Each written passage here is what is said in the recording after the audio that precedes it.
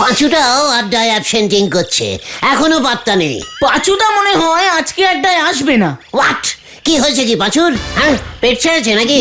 ওর যা লাইট পেট, কিছুই তো খেয়ে সহ্য করতে পারে না। না গো, পাঁচুর বাবা ঘটকালি করে একটা সাইকেল উপহার পেয়েছে। পাঁচু এখন সেই সাইকেল চড়ে বেড়াচ্ছে। সাইকেল? ষষ্ঠীচরণ পুরোহিত ঘটকগিরি করে সাইকেল পেয়ে গেল? হ্যাঁ গো, ওই তো পাঁচু আসছে। আসতে দে ওকে। সরি গো গুলটে মামা, একটু দেরি হয়ে গেল আসলে। স্টপ! লজ্জা করে না তোর পাঁচু? হ্যাঁ, আড্ডায় আমি তোকে খুব ভালো স্টুডেন্ট বলে জানতাম, আর সেই তুই কিনা আড্ডায় ফাঁকি দিয়ে সাইকেল চড়ে বেড়াচ্ছিস। ও ও, খবরটা পেয়ে গেছো? কি করব, নতুন সাইকেল দেখে লোভ হলো। ছি পাঁচু, ছি চি চি। চুপ কর ঘটনা। আমি এই দলের লিডার উপস্থিত থাকতে তুই ছিছি করার কে রে? না না, তুমি বলো গুলটে মামা। ছি ছি। হ্যাঁ, ছি ছি পাঁচু, তুই শেষ পর্যন্ত একটা ভেরি সামান্য সাইকেলের লোভে পড়লি। ইয়ে মানে একেবারে নতুন সাইকেলটা পেলাম তো, বাবা ওই দিনু জেঠুর মেয়ের বিয়ে ঠিক করে দিয়েছেন, তাই ওটা দিনু জেঠু বাবাকে উপহার দিয়েছেন। ছি ছি। আবার চি চি। এত ছিচি করার কি হলো? এখানে কার বাবার সাইকেল আছে শুনি? ঘটকগিরি করে সামান্য একটা সাইকেল, তাও আবার 2 চাকার। 3 চাকার হলে ওটা রিক্সা হয়ে যাবে গুলটে মামা। শুধু সাইকেল না, সঙ্গে 5,000 টাকাও পেয়েছে। ছি ছি ছি ছি। এবার 4 বার ছিচি বললো। রে গলদপুরের সামান্য 2 চাকার বলদ পাঁচু, আমি ঘটকগিরি করে কি কি পেতুম জানিস? সোনা দানা মণি মুক্ত হিরে জহরত ফহরত লহরত, কত বলবো। একবার তো গোটা একটা রাজ্যই উপহার পেয়ে গেছিলাম, নিলাম না। কেন কেন? রাজা হব না তাই।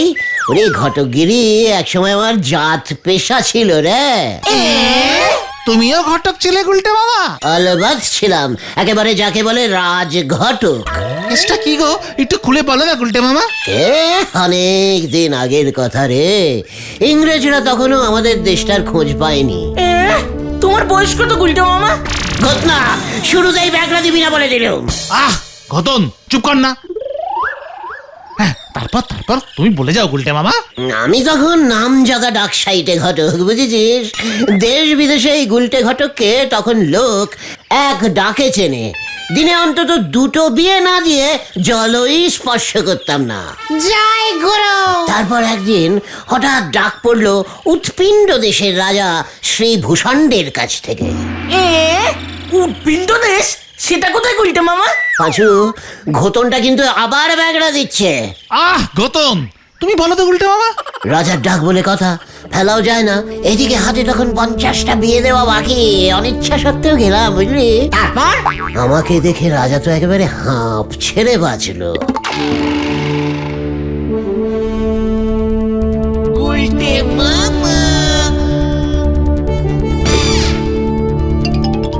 গুলটে চরণ, তোমায় আমি ছাড়বো না।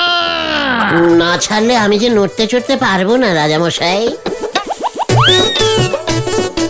গুলটে চরণ ঘটক, আমি বিয়ে করব। আপনার তো অলরেডি 5 জন রানী আছে রাজামশাই। না না, আমি আরো বিয়ে করব, আরো আরো আরো আরো।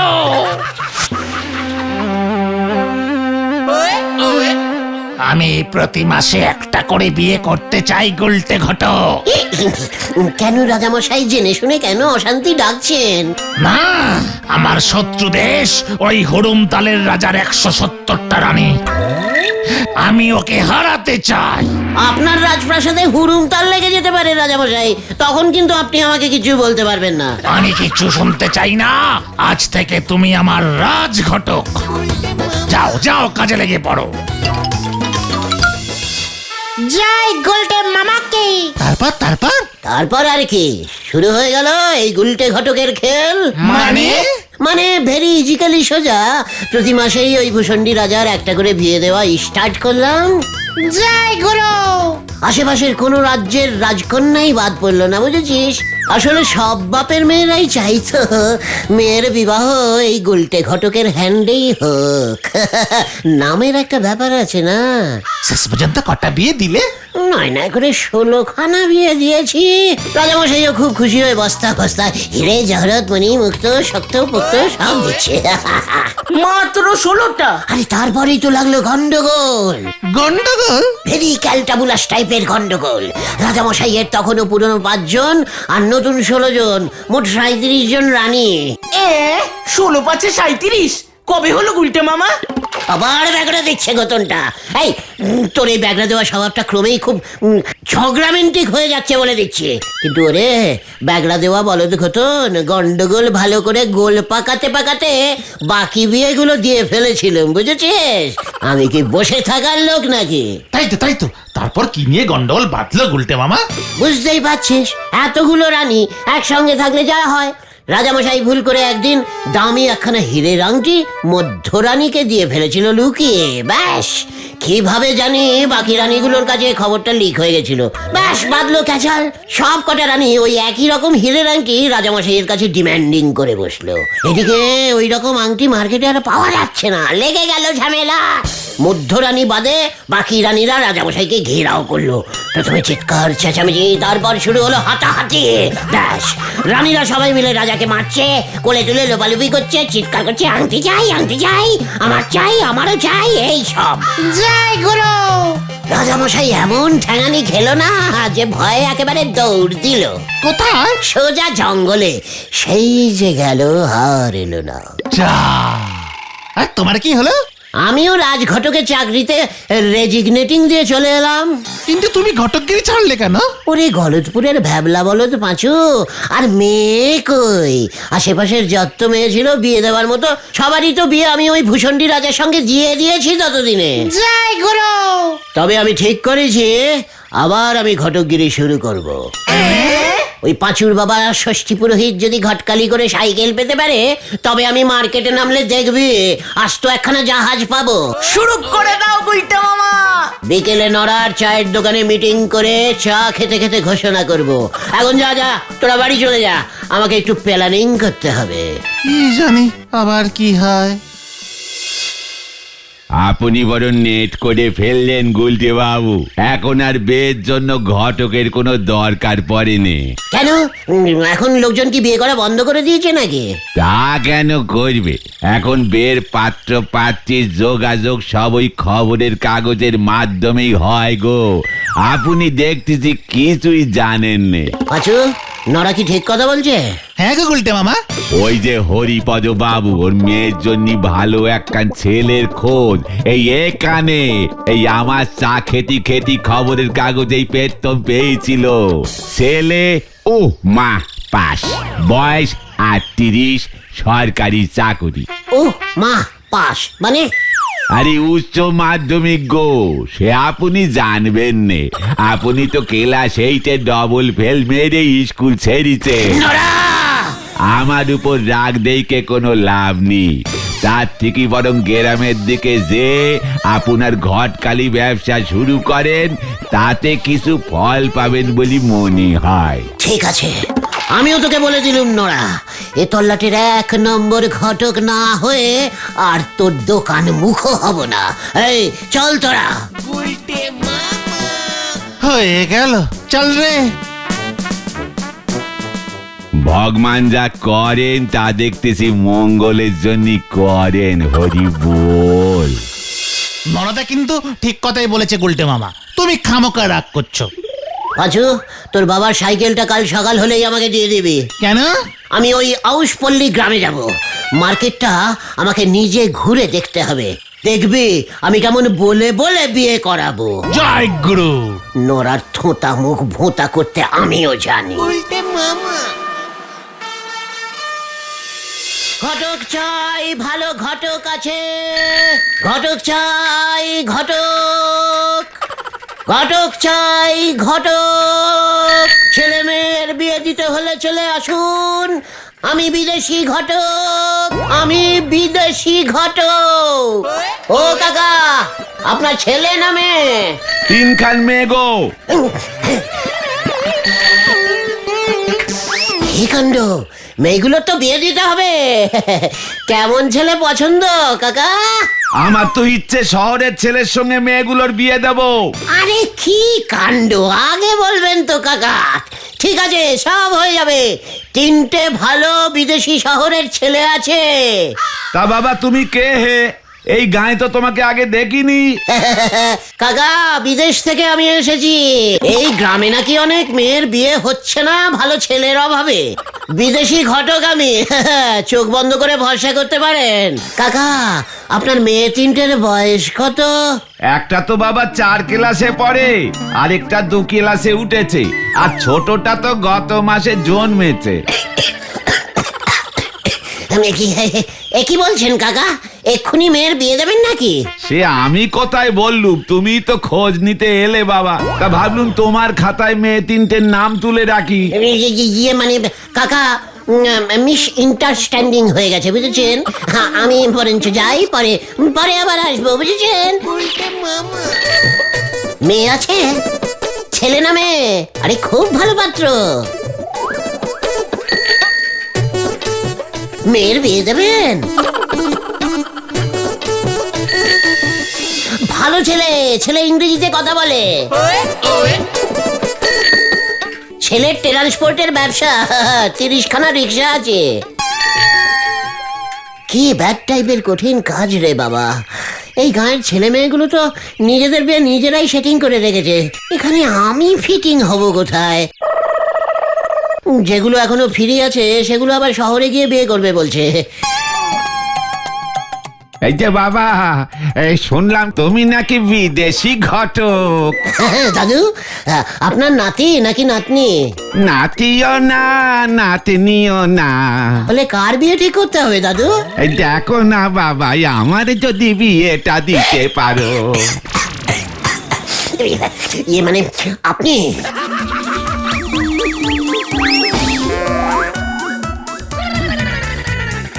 এই কন্যার বয়স একটু বেশি হলেও চলবে বাবা, এই 25-26 বছর হলে চালিয়ে দেব। ইয়ে মানে দাদু আপনি এখানে দাঁড়ান, আমি এক্ষুনি আপনার বউ নিয়ে আসছি। এই গেলুম আর এলুম। বিদেশি ঘটক সঙ্গে সঙ্গে কাজ করে, আমাদের গায়ের ঘটকগুলো হয়েছে যত আপদ।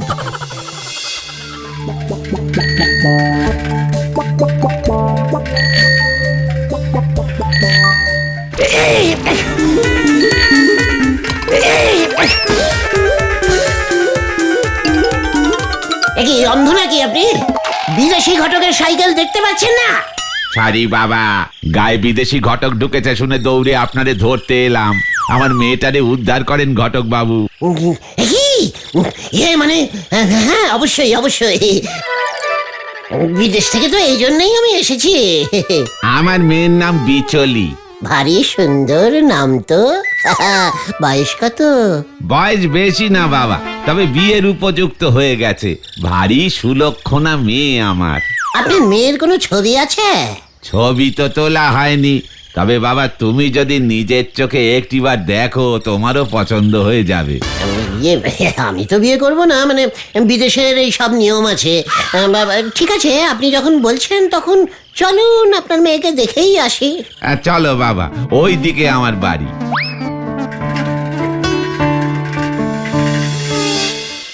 এসো বাবা এসো, মেয়ে আমার বাড়ির পেছনেই আছে। ও অনেক কাজকর্ম করে বুঝি। ডাকুন ডাকুন দেখি কোথায়? আরে কোথায় আপনার বিজলিকে দেখতে পাচ্ছি না তো। ওই তো বাবা আমার বিচলি।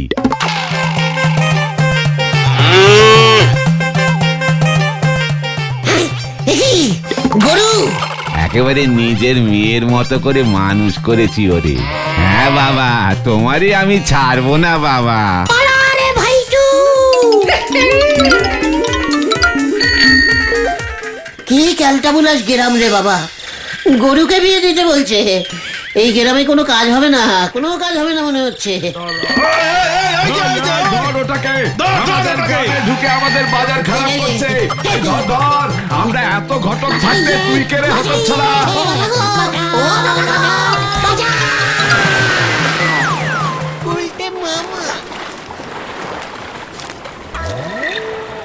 বাবার নতুন সাইকেলটার তো 12টা বাজিয়ে দিলে উল্টো বাবা, তোমার জন্য বাবার কাছে এবার ধোলানি খেতে হবে। আর ওদিকে যে আমি ধোলা মানে স্পিডে সাইকেল চালিয়ে আসলাম সেটা তো বললি না?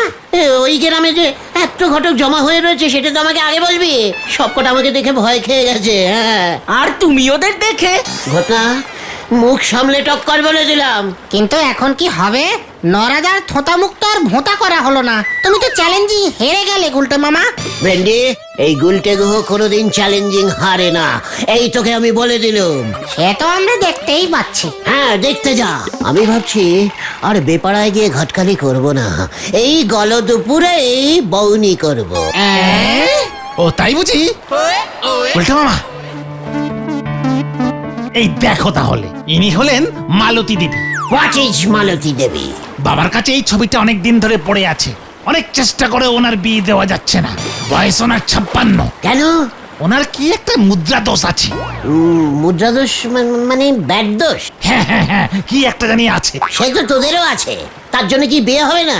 ওই মালতী দেবীর বিয়ে আমি দেব, আমি দেব। বিয়ের পাত্র কোথায় পাবে? এই গলতপুরে বিয়ের পাত্রের কি অভাব আছে নাকি? শোন, আমাদের এমন কাউকে ফিট করতে হবে যার বয়স পেরিয়ে গেছে আর বিয়ে হবার আশা নেই। মানে? আরে হ্যাঁ রে কচি বলদ পাঁচু, হ্যাঁ, লাস্ট টাইম ডিসকাউন্টে কেমন হুড়োহুড়ি পড়ে যায় দেখিস না? বুঝেছি। কিন্তু এমন পাত্র আমাদের গলতপুরে কে আছে গুলটে মামা? কেন? আমাদের হেড স্যার শ্রীমান নটেশ্বর সরেখেল। হ্যাঁ রে, গলদপুরের অবিবাহিত বলদগণ, হ্যাঁ, এবারে চল। হয়ে গেল।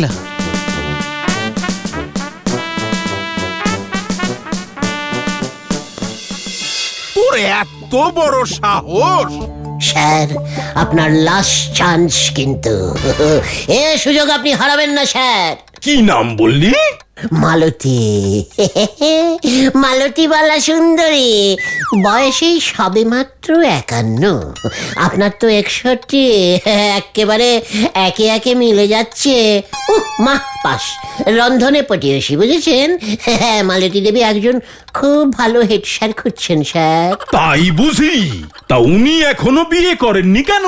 আপনার জন্য স্যার, বললাম না উনি খুব ভালো, ঠিক আপনার মতো লম্বা চওড়া, মাথায় ঘন চুল, আলস পুরুষ একজন ভালো হেড স্যার খুঁজছেন স্যার। আচ্ছা, ওই মা পা এর মানে কি? উচ্চ মাধ্যমিক স্যার। অনেক উচ্চ স্যার, অনেক উচ্চ পর্যন্ত পড়াশোনা করেছে স্যার। স্যার রাজি হয়ে যান, নয়তো ওই ঝোলা গোবিন্দ, মানে গোবিন্দ বাবুর কাছে যাব আমরা। উনিও তো বড় একা, কতদিন ধরে আমাকে ধরেছেন। না না না, আমিও একা। তোরা ওই মালতী দেবীকে খবর পাঠা, আমি আগে ওনাকে দেখতে যাব। সঙ্গে পাঁচুর বাবা ষষ্ঠীচরণ পুরোহিত মশাইকেও পাঠাবো, স্পটেই বিয়ে দিয়ে দেবো। বলা যায় না কখন মালতী দেবী ফসকে যায়। হ্যাঁ, ওনার যা ডিমান্ডিং বেড়েছে না। আরে না না, ঠিক আছে ঠিক আছে, আমি কালকেই যাব। তোরা ব্যবস্থা কর। 5000 স্যার। মানে? আমার ঘটক ফিস, কত ব্যবস্থা করতে হবে। মালা কিনতে হবে, টোপর কিনতে হবে, ফুল প্যাকেজ স্যার। মালতী দেবী শুদ্ধ আপনাকে বাড়িতে পৌঁছে দেবো স্যার।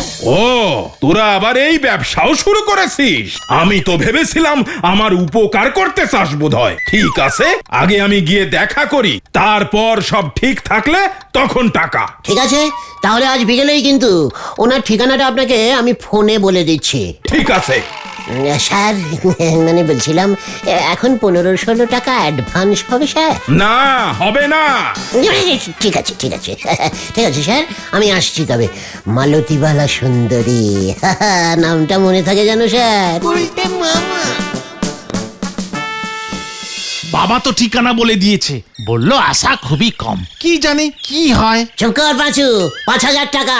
ওই মালতী দেবীর কাছ থেকেও 5000 নেবো, 10,000। এত টাকা দিয়ে আমরা কি করবো রে? আগে বিয়েটা তো হতে দাও। আরে হবে রে হবে, লাস্ট মিনিট সেল। 61 আর 51, বিয়ে না হয়ে কোথায় যায়? হ্যাঁ হ্যাঁ, হেড স্যার কেমন ছবিটা যত্ন করে পকেটে রাখলো দেখেছিস? ওই যে ওই যে ওই যে, ধর ধর ধর ওটাকে ধর। কেস গন্ডগোল, পালারে!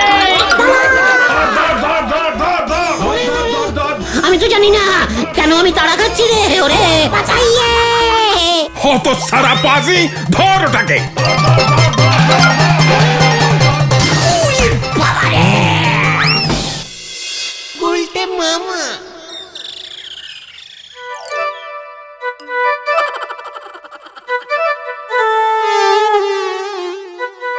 স্যার কেন এত খচে গেল রে? তোমাকে বলেছিলাম না ওই মালতী দেবীর একটা মুদ্রা দোষ আছে, তুমি তো শুনলেই না। ও ও কি দোষ রে? আরে চোখ মারার দোষ। হ্যাঁ গো, বাবা বলল হেড স্যার গিয়ে যেই মালতী দেবীর সামনে বসেছে, ব্যাস মালতী দেবীর শুরু হয়ে গেছে।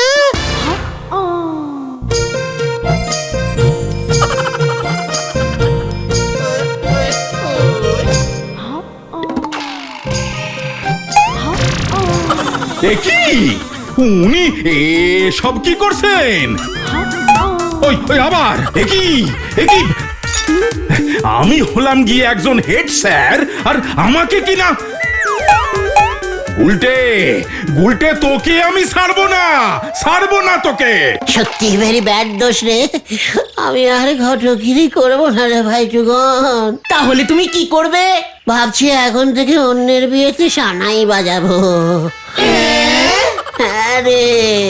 জয় গোলটে মামা কি জয়। ওরে বাবা রে, ও বাবা, ও পিসিমা,